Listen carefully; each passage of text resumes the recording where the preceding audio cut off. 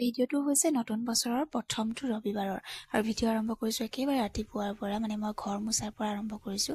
এফালে পানীও গৰম কৰি আছোঁ, যিহেতু ঠাণ্ডাৰ বতৰ মই ঠাণ্ডা দিনকেইটাত গৰম পানীয়ে ব্যৱহাৰ কৰোঁ, খাবলৈও ব্যৱহাৰ কৰোঁ আৰু গা ধুবৰ কাৰণেও গৰম পানী ব্যৱহাৰ কৰোঁ। এফালে গা পা ধুই আহি ল'লোঁ আৰু এফালে মই ধূপ চাকি জ্বলাই ল'লোঁ আৰু যি য'ত কৰিবলৈ আছে সকলো কৰি ল'লোঁ, বিচনা পত্ৰ পাৰি ল'লোঁ। সকলোবিলাক কৰি মেলি আজৰি হৈ মই কিটচেন আহিছোঁ, কাৰণ এনেও কিটচেন আহিবই লাগিব, সেইকাৰণে সকলোবিলাক কৰি আজৰি হোৱাটোৱে মই বিচাৰোঁ।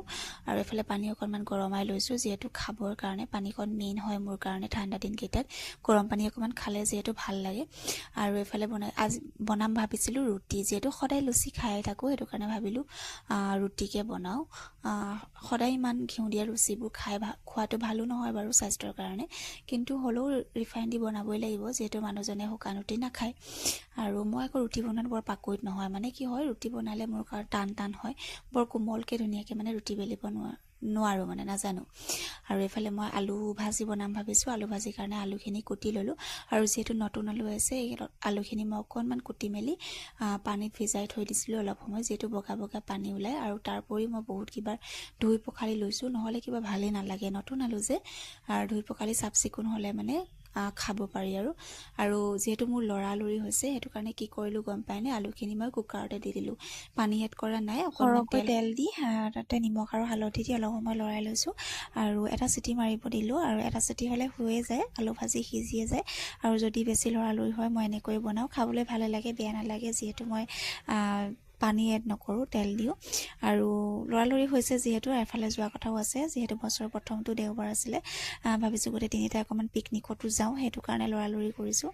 আৰু এফালে লগতে মানুহজনৰ কাৰণে গৰম পানী কৰিছোঁ, এফালে ৰুটিও বেলি লৈছোঁ আৰু লগতে বাঢ়িও লৈছোঁ। এফালে দেখিছেনে গোটেই তিনিটা ভাগে বাঢ়িছোঁ। আমাৰ আকৌ এটাই খাওঁ শুকান ৰুটি, আৰু এটাই খাই ঘিউ দিয়া, আৰু এটাই খাই ৰিফাইন অইল দিয়া, মানে কিমান কি পাৰ্থক্য। আৰু এফালে আলু ভাজি ৰেডি হৈ গ'ল, খাবলৈ ধুনীয়া হৈছিলে দেই আলু ভাজি, মানে বহুতে ভাবে যে কুকাৰ দিলে ইমান খাই ভাল নালাগে, কিন্তু টেষ্ট হয়। আৰু লগতে মই গাখীৰ চাহ একাপো বাঢ়ি লৈছোঁ, মানুহজনৰ কাৰণে বনাই লৈছোঁ। আৰু মানুহজনে যিহেতু গাখীৰ চাহ খায়, আৰু মোৰ কাৰণে লাল চাহ একেবাৰতে মই মানুহজনক দি থৈ আহিলোঁ। আৰু এইফালে মোৰ কাৰণে লাল চাহ বনাই একেবাৰতে বোলো লগতে খাই দিওঁ। আৰু এইফালে আহি দেখিছোঁ ল'ৰাই আকৌ নিজে খাই আছে ৰুটি, আৰু এইফালে ডাইনিঙতে গোটেই তিনিওটাৰ কাৰণে লৈ লৈছোঁ একেলগতে বহি খাম বুলি। ল'ৰাইও নিজে খাই আছে, আৰু এইফালে আমিও বহি লৈ পেলাই খাব লৈছোঁ। আৰু এইফালে দেখিছেনে এৰাশী কল আনিছিলে মানুহজনে, যিহেতু দেওবাৰে বজাৰ বহে। আপোনালোকে ধনিয়া আনিলে কেনেকৈ ৰাখে বাৰু? মই এনেকৈ ৰাখোঁ, মানে এনেকৈ দীঘল টেমা এটা লৈ লওঁ, তাতে পানী ভৰাই আৰু তাতে ধনিয়াখিনি থৈ দিছোঁ, তেতিয়া অলপ দিন ভালে থাকিব। আৰু পানীটো খালি চেঞ্জ কৰি থাকিব লাগিব।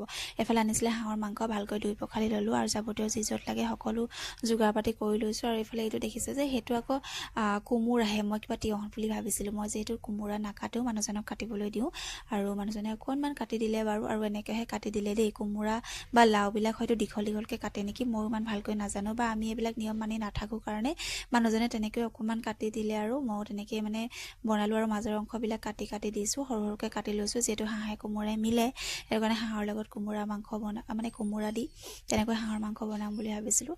আৰু এইফালে কেৰাহী পাতি ল'লোঁ। ৰেচিপি হিচাপত মই দিয়া নাই, কাৰণ সকলোৱে বনাব জানে, ময়ো ইমান ভালকৈ নাজানো বাৰু, কিন্তু যি য'ত জানো যেনেকৈ তেনেকৈ বনাই লৈছোঁ, আৰু সকলোবিলাক যোগাৰ পাতি কৰি ল'লোঁ। আমি যাম পিকনিক প্লেচ এটাত, তাতকৈ নিউ ইয়েৰ বুলি আমাৰ যোৱা হোৱা নাই তেনেকৈ পিকনিক খাবলৈ বুলি, ঘৰতে বনাই মেলি তাতে গৈ পেলাই খামগৈ। আৰু তেনেকৈ বুলি আমি তিনিটা ওলালোঁ। আৰু এইফালে অকণমান চালাডো বনাই ল'লোঁ, এইফালে মাংস হৈ আছে, মাংস ভাত আৰু চালাড, তেনেকৈ বৰ বেছি একো যোগাৰ কৰা নাই। আৰু বজাৰৰ পৰা কল আনিছিলে যে, তাৰে তিনিটা ভৰাই লৈ গৈছোঁ, যিহেতু ল'ৰাই খাব বিচাৰিব পাৰে, সি আকৌ কল খাই বৰ বেছি ভাল পায়। কলকেইটা আকৌ টিফিনৰ বাতিটোত ভৰোৱা নাই, সেইবাবে আগকেইটা আকৌ কাটি ল'ব লগা হৈছে। মানে বহুত কিফালে আইডিয়া লাগিব, মানে কিটচেন কাম কৰিবলৈ বৰ ইজি নহয়। এইফালে গৰম পানীও ভৰাই লৈছোঁ, কাৰণ প্ৰয়োজন হ'ব পাৰে। আৰু ডিম এটা পাহৰি থাকিলোঁ মই বইল কৰিবলৈ, কাৰণ ল'ৰাই আকৌ মাংস খাই নাখায় ঠিক নাই, সেইটো কাৰণে ডিম এটা তাৰ কাৰণে বইল কৰি লৈ গৈছোঁ। মাংস এদি হৈ গৈছে, এইফালে মানুহজনে অকণমান টেষ্ট কৰি চাইছে, আৰু প্ৰায় এতিয়া যাব পৰা হৈছে, আৰু প্ৰায় সকলোবিলাক হৈয়ে গ'ল। আৰু ল'ৰাটোৰ কাৰণে অকণমান ভাত কেইটামান বাঢ়ি দিছোঁ, তাক খুৱাই মেলি লৈ যাওঁ বুলি ভাবিছোঁ। ওলাই মেলি দেৰিয়ে হৈ গৈছে, দেৰি মানে এটা ইয়াতে বাজিলে, চব কৰি মেলি যোৱা মানে বহুত দেৰি হৈ যায়। ফাইনেলি ওলালোঁ, খিৰিকি বন্ধ কৰিব আছেই, এইবিলাক কৰি মেলি যোৱা মানে বহুত দেৰি হৈ যায়, মানে উপায় নাই, ক'ৰবাত যাব মন থাকে, কিন্তু এইবিলাক কৰি মেলি যোৱালে যিহেতু দিন ছুটি, সেইটো দেৰি হৈ যায়। ফাইনেলি ওলালোঁ বাৰু, যি হয় দেখা যাব, গৈ পাই লওঁ, তাৰপিছত আপোনালোকক দেখাই থাকিম।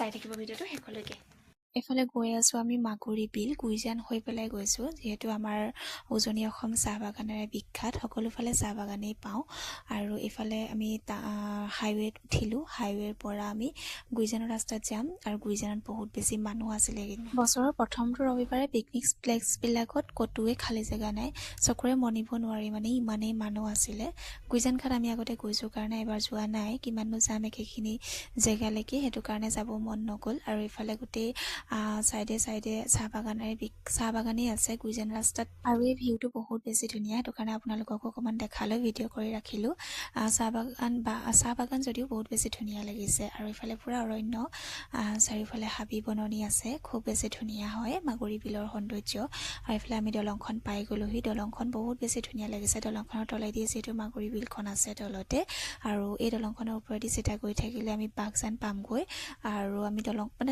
মানে মানুহ তাত গাড়ী ৰাখিবৰ কাৰণে জেগা নাই গোটেই দলংখন আমি ঘূৰিব লগা হৈছে একপাক ঘূৰি পেলাই আমি আহিছোঁ আৰু আপোনালোকৰ লগতো শ্বেয়াৰ কৰিলোঁ দলংখনৰ ভিডিঅ'টো এগুলোহি পিকনিক প্লেচ আৰু এইফালে বহি লৈছোঁ বা ঢেৰ মানুহ হয় ঢেৰ মানুহ জেগা নাপালোঁ একদম এইকণতে জেগাটো মানে একদম পূৰা ৰ'দতে বহি লৈছোঁ আহি আৰু এইবোৰ কঢ়িয়াওঁতে মানে অৱস্থা বেয়া হৈ গ'ল কাৰণ গাড়ী থৈছোঁ বহুত দূৰত মানুহকেইটা আহিছোঁ বহুত দূৰলৈ বহুত বেছি মানুহ হয় সেইটো কাৰণে অকণমান দিগদাৰ এনেকুৱাবিলাকত এতিয়া উপায় নাই এইটো আমাৰ ল'ৰা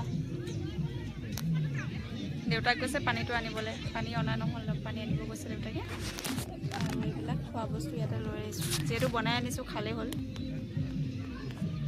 আমি খাই মেলি আজৰি হ'লোঁ তাতে বহি লৈ আৰু এইফালে পৰিৱেশটো খুবেই বেছি ধুনীয়া কিন্তু এতিয়া যিহেতু পিকনিকৰ সময় সেইটো কাৰণে খুব বেছি লেতেৰা হৈ গৈছে পৰিৱেশটো এনেই বহুত বেছি ধুনীয়া বাৰু আৰু এইফালে ল'ৰাই আমাৰ খাইছে কল মই কৈছিলোঁ নহয় তাক কল লৈ আহিছিলোঁ যে সেইটো কাৰণ সি যিহেতু ভাতটো নাখায় অন্যান্য বস্তুবিলাক সি খাবলৈ মন কৰে আৰু এইফালে এই পৰিৱেশটো দেখিলে গম পাব কিমান বেছি মানুহ হৈছিলে দেওবাৰ দিনটোত আৰু এয়া আছিলে ভিডিঅ'টো ইমানেই আছিলে আৰু কেনেকুৱা পালে জনাব আজিলৈ আহিছোঁ বাই